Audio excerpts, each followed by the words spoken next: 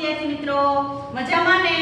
ચાલો આજે આપણે ધોરણ 8 માં હિન્દી બરોબર છે, એમાં પાઠ નંબર 5 સવાલ બાલમન કે જવાબ ડોક્ટર કલામ કે બરોબર એના વિશે આપણે અભ્યાસ કરવાનો છે કે જે બધાય બાલમન એટલે કે બાળકો છે એ પ્રશ્ન કરે છે. કોને પ્રશ્ન કરે છે? તો કે ડોક્ટર એપીજે અબ્દુલ કલામ જે આપણા ભૂતપૂર્વ રાષ્ટ્રપતિ હતા બરોબર છે, એને એમ કે છે કે પ્રશ્નો કરે છે. જો આપણા અબ્દુલ કલામ જે હતા એને બાળકો છે ખૂબ જ પ્રિય હતા બરોબર છે. એટલે બાળકો છે એને દેશ માટેના ઘણા બધા પ્રશ્ન પૂછે છે તમારા જેવડા બધા બરોબર. કયા છોકરાઓ પ્રશ્ન પૂછે જે આપણે જોતું જવાનું અને દેશનો વિકાસ કઈ રીતના થાય આવા બધા પ્રશ્ન છે એ છોકરાઓ પૂછે છે, જેમાંથી આપણને ઘણી બધી માહિતી મળે છે. એ આપણે પાઠ આજે સરસ મજાનો ભણવાનો છે. પાઠ શરૂ કરી પહેલા એના આપણે શબ્દાર્થ જોઈ લઈ. પહેલા આપણે જોઈએ કે એનો સાહિત્ય પ્રકાર કયો છે. સાહિત્ય સ્વરૂપ તો કે સાક્ષાત્કાર. સાક્ષાત્કાર એટલે શું? તો કે પોતે એટલે કોણ? તો કે ડોક્ટર એપીજે અબ્દુલ કલામ જે છે એ પોતે બાળકોને સાક્ષાત એટલે કે ત્યારે ને ત્યારે પ્રશ્નના જવાબ આપે છે બરાબર. એટલે ટૂંકમાં શું કહેવાય? સાક્ષાત્કાર એટલે એક જાતનું ઇન્ટરવ્યુ કહેવાય. શું કહેવાય? ઇન્ટરવ્યુ કહેવાય. જોઈએ આપણે શબ્દાર્થ. જીવન તો જીવિત એટલે નહીં જીતા જાતા, જે માણસ જીવતો એટલે જીવંત કહેવાય. માતૃભાષા તો કે માં અથવા પરિવારની ભાષા બરાબર છે. વૈશ્વિક તો વિશ્વ સંબંધી. ત્યાર પછી બૃહદ તો બડા, મહાન અને ભારી એટલે કે જે મોટું હોય. વિરાસત તો કે ધરોહર એટલે કે આપણી જે પ્રોપર્ટી હોય તે. ત્યાર પછી દસ્તકાર તો શિલ્પકાર, જે શિલ્પકાર હોય એને શું કહેવામાં આવે છે? દસ્તકાર કહેવામાં આવે છે.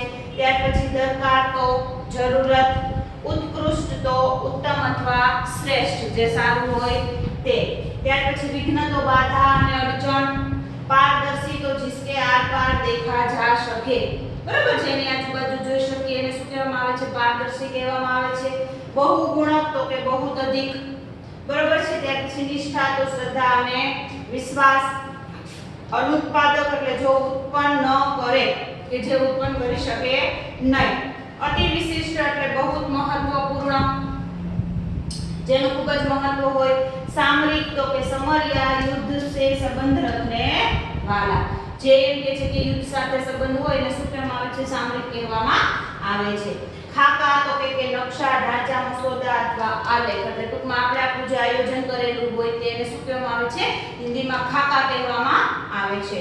પ્રચુર તો પર્યાપ્ત એટલે કે ઉપલબ્ધ બરાબર. આ જે શબ્દાર્થ છે એ આપણી પાસે છે એટલે આપણે સરળતાથી પાઠ સમજવામાં આપણને સરળતા રહીએ બરાબર છે. પાઠમાં શું આવે છે? તો કે ડોક્ટર એપીજે અબ્દુલ કલામને તમારા જેવા નાના બાળકો સરસ મજાના પ્રશ્નો પૂછે છે કે આપણા દેશનો વિકાસ કરવો હોય તો કેવી રીતના કરવાનો, ત્યાર પછી આપણે કઈ ભાષામાં અભ્યાસ કરવાનો, આવા ઘણા બધા પ્રશ્ન છે એ છોકરાઓ પૂછે છે. કઈ શાળામાંથી પૂછે છે પણ આપણને પાઠમાં આપેલું છે. તો હવે આપણે પાઠ જોતા જઈએ. બધાને ધ્યાન બુકમાં આવવું જોઈએ.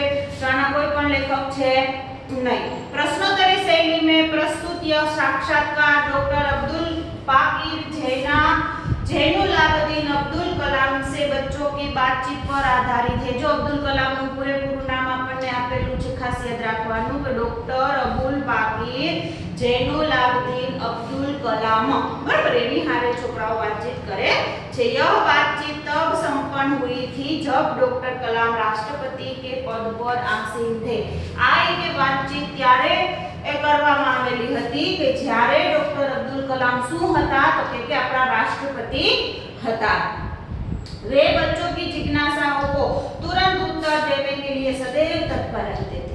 એમ કે છે કે છોકરાઓ ગમે તે પ્રશ્ન પૂછે એને જવાબ આપવા માટે સતત ને સતત પોતે એમ કે છે કે તત્પર રહેતા એટલે કે આતુર રહેતા, ક્યારેય છોકરાઓને ના પાડતા ને. અબ્દુલ કલામને નાના બાળકો સાથે ખૂબ જ લગાવ હતો. જોતા જઈએ આપણે કોણ પ્રશ્ન કરે છે, શું પ્રશ્ન કરે છે ને અબ્દુલ કલામ શું આન્સર આપે છે. જોઈએ આપણે કે પ્રશ્નકર્તા કોણ છે? તો કે આર અરવિંદ, કક્ષા 3 બરાબર, ત્રીજા ધોરણનો છોકરો. સેન્ટ મેડસ સ્કૂલ ચેન્નઈથી જે છે અરવિંદ નામનો છોકરો એ પોતે प्रश्न पूछे छे. क्या आप अपने बचपन का कोई यादगार घटना हमें सुना सकते हैं? बराबर. कोने प्रश्न पूछे छे? अब्दुल कलाम ने प्रश्न पूछे. શું તમે કે તમારા નાનપણનો કોઈ પણ એક તમે અમને પ્રસંગ કહેશો? ડોક્ટર કલામ જવાબ આપે છે. कक्षा 5वीं के मेरे शिक्षक श्री सुब्रह्मण्य अय्यर, जो केवो છે યાદ એના જે શિક્ષક હતા 5મા ધોરણમાં, બરોબર છે, એનું એમ કે છે કે વાત કરવામાં આવેલી છે। एक दिन कक्षा में वे हमें यह बता रहे थे कि कोई पक्षी कैसे उड़ता है, बरोबर છે। એક દિવસ અમને કે શું કહેતા હતા કે ક્લાસરૂમમાં વાત કરતા હતા પક્ષી કેવી રીતના ઉડી શકે છે। उन्होंने हमें रामेश्वर के समुद्र तट पर ले जाकर उसका जीवित उदाहरण दिया, बरोबर। એટલે ક્લાસમાં કીધું પક્ષી આમ ઉડે તેમ ઉડે ખબર ન પડે એટલે પોતે જ એના જે શિક્ષક હતા અબ્દુલ કલામના એને એમ કે છે પોતે ક્યાં લઈ ગયા તો કે રામેશ્વરના જે એમ કે છે રામેશ્વર છે ત્યાં એના એમ કે છે સમુદ્રના કિનારે લઈ ગયા ને ઘણા બધા પક્ષીઓ હતા જે ઉડતા હતા એવું એને લાઈવ પ્રસારણ बताइए। जीवंत उदाहरण दिया એટલે કે જીવતું જાગતું ઉદાહરણ આપ્યું। वो ऐसी यादगार घटना थी जो मेरे मन मस्तिष्क में हमेशा के लिए बैठ गया। એવી કે સરસ મજાનો યાદગાર પ્રસંગ હતો કે જે મારા મન મસ્તિષ્કમાં એટલે કે મારા મગજમાં બેસી ગયો છે। इसी से मुझे आगे विज्ञान पढ़ने की प्रेरणा मिली। આના ઉપરથી જ મને આગળ વિજ્ઞાન ભણવાની પ્રેરણા મળી, બરોબર। તો અબ્દુલ કલામે સરસ મજાનો જવાબ આપી દીધો। ત્યાર પછી બીજો પ્રશ્ન કરતા કોણ છે તો કે સરયુ મકર, કક્ષા 5, વાલ્મીકી નગર, હિન્દી માધ્યમિક શાળા નાગપુર, બરાબર। નાગપુરનો વિદ્યાર્થી જે છે પ્રશ્ન પૂછે છે, શું પૂછે છે કે બચપન में हमें किस भाषा को प्रमुखता देनी चाहिए। નાનપણમાં આપણે કઈ ભાષાને વધારે મહત્વ આપવું જોઈએ, બરોબર છે। આવો એક પ્રશ્ન પૂછ્યો છે તો અબ્દુલ કલામ શું જવાબ આપે જોઈએ આપણે।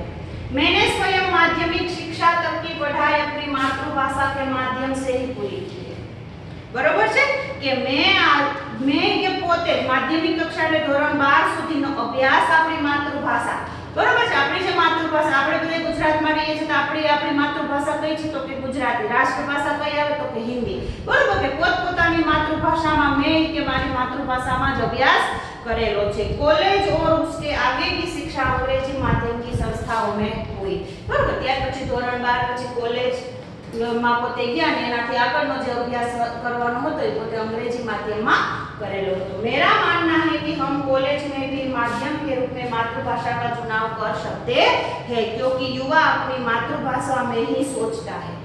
અબ્દુલ કલામ એમ કીધું હું એવું કે માનું છું કે આપણે કોલેજનો અભ્યાસ કરવા માટે પણ આપણે આપણી માતૃભાષા જ પસંદ કરવી જોઈએ। એવું કાંઈ જરૂરી નથી અંગ્રેજી માધ્યમમાં જ ભણવું જરૂરી છે પણ અત્યારના સમય પ્રમાણે અત્યારના યુગ પ્રમાણે આપણને ઇંગ્લિશ આવડવું જરૂરી છે क्योंकि युवा अपनी मातृभाषा में ही सोचता है કેમ કે આપણે જે કોઈ વિચાર કરીએ છીએ આપણી ભાષામાં જ વિચારીએ છીએ। उसी में अपनी बात सहजता से कहने में सक्षम होता है पर इसमें कोई भी दो राय नहीं कि वैश्विक स्तर पर संपर्क के लिए हमें अंग्रेजी जैसी एक संपर्क भाषा की नितांत आवश्यकता है, बराबर। એટલે કે કોઈ પણ જે યુવાન જે છે એ કોઈ પણ એને વાત કરવી હોય તો એમ કે છે પોતાની ભાષાથી કરે તો સરળતાથી રહે છે પણ આપણે જોઈએ કે વૈશ્વિક લેવલે આપણે જોઈએ, બરાબર। વૈશ્વિક લેવલના આપણે કોઈ પણ સંપર્ક કરવા હોય વિદેશમાં જવું હોય તો આપણે અંગ્રેજી ભાષા શીખવી જરૂરી છે। અહીંયા ને અહીંયા પણ આપણે અંગ્રેજી ભાષા આપણને આવડતી હોવી જોઈએ। એટલે ડોક્ટર અબ્દુલ કલામે કીધું પહેલા આપણે આપણી ભાષાને વધારે મહત્વ આપવું જોઈએ અને પછી અંગ્રેજી ભાષા પણ આપણે શીખવી જોઈએ। ત્યાર પછીનો પ્રશ્ન પૂછે છે અર્શ પટેલ, કક્ષા 5, ચંદુલાલ વિદ્યા મંદિર, મુંબઈ, બરોબર છે। જે 5મા ધોરણમાં ભણે છે અર્શ પટેલ। શું આપણને પ્રશ્ન પૂછે છે यदि हम आपकी तरह बनना चाहे तो हमें क्या करना चाहिए, બરાબર। સરસ મજાનો પ્રશ્ન પૂછ્યો જો અમારે તમારા જેવું બનવું હોય તો અમારે શું કરવું પડે। હવે અબ્દુલ કલામ શું જવાબ આપે આપણે જોઈએ। જો પહેલા બે પ્રશ્નનો જવાબ આપણને ખબર પડી ગઈ પહેલા પ્રશ્નમાં શું કીધું તો એના જે શિક્ષક હતા એને લાઈવ પ્રસારણ બતાવ્યું। શેનું લાઈવ પ્રસારણ બતાવ્યું કે પક્ષીઓ કેવી રીતના ઉડે છે। બીજો જે પ્રશ્ન હતો એમાં કીધું કે આપણે કઈ ભાષાને પસંદ કરવી જોઈએ તો પહેલા આપણે આપણી માતૃભાષા અને પછી આપણે જે અંગ્રેજી છે શીખવી જોઈએ। હવે ત્રીજો પ્રશ્ન શું પ્રશ્ન કર્યો અમારે તમારે જેવું બનવું હોય તો અબ્દુલ કલામ શું જવાબ આપે જોઈએ। जब आप युवा अवस्था में कदम रखे तभी आपको जीवन में लक्ष्य निर्धारित कर लेना चाहिए। જ્યારે તમે યુવાન અવસ્થામાં આવો બરોબર છે ત્યારથી જ તમારે તમારું લક્ષ્ય નક્કી કરેલું હોવું જોઈએ કે મારે આ બનવું છે મારે આ ક્ષેત્રમાં આગળ વધવું છે। ઘણેને તેમ હોય ભગવાન જે બનાવશે બનશું, ભગવાન કાંઈ બનાવે નહીં આપણને। આપણે જે બનવું હોય એ આપણે આપણું લક્ષ્ય નક્કી કરેલું હોવું જોઈએ ને એના ઉપર આપણે મહેનત કરવી જોઈએ. આપણે જે રસ્તે આગળ વધવું હોય એ રસ્તે ભગવાન આપણને જવામાં મદદ કરે, પણ બેઠા બેઠા એમ કહે મારે બેઠા બેઠા અહીં બેઠી ભગવાન મને શું કહેવાય ડોક્ટર મને બનાવી દેશે. ભગવાન બેઠા બેઠા ડોક્ટર ન બનાવી દે. એના માટે શું કરવું પડે? મહેનત કરવી પડે. लक्ष्य निर्धारित कर लेना होगा. हमेशा कुछ बड़ा सोचो. हमेशा केवु सोचवानुं, केवु विचारवानुं, साરું विचारवानुं. जैसे ही यह अनुभूति हो कि आप आखिर बनना क्या चाहते हैं, तभी से उस दिशा में प्रयास और श्रम प्रारंभ कर दे. જ્યારથી તમને અનુભૂતિ થાય, અનુભૂતિ એટલે કે વિશ્વાસ આવે, ખબર પડે કે હાલો મારે આ ક્ષેત્રમાં આગળ વધવું છે, એ ક્ષેત્રમાં તમે શું ચાલુ કરી દો તો કે શ્રમ એટલે કે મહેનત કરવાનું ચાલુ કરી દો. कहने का अर्थ है कि जी तोड़ मહેનત. કહેવાનો મતલબ એ છે કે જી તોડ એટલે કે વધારે પડતી તમે મહેનત કરો કોઈ પણ લક્ષ્યને હાંસલ કરવા માટે. આપણે આગળનો પાઠ જોઈએ તો સુનીતા વિલિયમ્સનો 8 વર્ષ સુધી પોતે નાસામાં ટ્રેનિંગ લીધી, ત્યારે પોતે અંતરિક્ષ યાત્રી બની શક્યા. ખાવા પીવાના ઠેકાણા નહોતા, જોયું તો ને આપણે બધું, બરાબર છે. એટલે સતત મહેનત કરશું તો જ આપણે આગળ વધી શકશું, બાકી બેઠા બેઠા કાઈ થવાનું નથી. જી તોડ મહેનત કરો. જ્યો જ્યો આપ आगे की ओर बढ़ोगे, आपका सामना बाधाओं और कठिनाइयों से होगा. જેમ જેમ તમે આગળ વધશો તેમ તેમ એમ કે છે કે આપકા સામના બાધાઓ એટલે કે વિઘ્નો, બરોબર છે. ઘણા બધા વિઘ્નો આવશે, ઘણી બધી મુશ્કેલીઓ આવશે, પણ એનો સામનો આપણે કરવાનો. અત્યારે તમે 8મા ધોરણમાં છો તો હવે આનાથી તમે આગળ 9મા ધોરણમાં જાઓ, 10મા ધોરણમાં જાઓ, 11મા ધોરણમાં જાઓ તો તમારે ભણવાનું પણ કેવું આવે છે? વિસ્તારપૂર્વક આવે છે ને. જેમ જેમ આગળ આપણે જતા જઈએ એમ આપણા રસ્તામાં શું આવશે? મુશ્કેલીઓ આવશે, પણ એ મુશ્કેલીઓનો આપણે સામનો કરતા શીખવાનું, એવું આપણને અબ્દુલ કલામ કહે છે. आपको अपने अंदर दृढ़ साहस पैदा करना पड़ेगा. તમારે તમારી અંદર આપણે એમ કે છે મનમાં શું હોવું જોઈએ? દ્રઢ સંકલ્પ હોવો જોઈએ. ગમે એટલી મુશ્કેલી આવે પણ મારું લક્ષ્ય છે ડોક્ટર બનવાનું, એન્જિનિયર બનવાનું, વકીલ બનવાનું, કાંઈ પણ XYZ કોઈનું કોઈ પણ સપનું હોય એ મારું જે સપનું છે એ મારે પૂરું કરવું છે. તેના માટે સતત મહેનત કરવી પડશે. આપણે समस्याओं को पराजित करने में महारत हासिल करनी होगी. समस्याओं ने આપણે પરાજિત કરવા માટે, હરાવવા માટે શું કરવું પડશે? તો કે મહારત હાસિલ કરવી હોગી. એટલે કે જે બધી પરેશાનીઓ છે, મુશ્કેલીઓ છે એની સામે જીત મેળવવી પડશે. तभी जीवन में सफल हो पाओगे. पहले यह जरूरी है कि आप निरंतर ज्ञान अर्जित करो. બરાબર છે. પછી તમે તમારા જીવનને સફળ બનાવી શકશો. પણ અત્યારે શું જરૂરી છે? નિરંતર એટલે કે સતત ને સતત જ્ઞાન અર્જિત કરો એટલે જ્ઞાનને મેળવો. અત્યારે આપણી ઉંમર ભણવાની છે તો સતત ને સતત આપણે ભણીને રાખવું જોઈએ અને મહેનત કરીને રાખવી જોઈએ, તો જ આપણે આગળ વધી શકશું, બાકી આપણે આગળ વધી શકવાના નથી. ચલો ત્યાર પછીનો જે પ્રશ્ન છે ચિરાગ જૈન, કક્ષા 7, बॉम्बे केम्ब्रिज अंधेरी पश्चिम के क्या आवेलू छे? तो के मुंबई में. बरोबर है. सो प्रश्न पूछे छे वह कौन सी बड़ी चुनौती है जिसका सामना हमें आज करना पड़ रहा है? ए के एवी के कई के मोटी के चुनौती એટલે કે આહવાન એટલે કે પડકાર. એવી કઈ મોટો કે પડકાર છે જેનો સામનો આપણે આજે કરી રહ્યા છીએ ભારત દેશ માટે? अब्दुल कलाम શું જવાબ આપે છે? તો કે ભારત को सन 2020 तक एक विकसित राष्ट्र के रूप में परिवर्तित करना और देश के 1 अरब से अधिक नागरिकों के चेहरों पर मुस्कान देखना. અત્યારનો પડકાર 2020 નો પડકાર કયો છે? તો કે વિકસિત રાષ્ટ્ર કે રૂપ में परिवर्तन करो. ભારત દેશને કેવું રાષ્ટ્ર બનાવવું છે? તો કે વિકસિત રાષ્ટ્ર બનાવવું છે.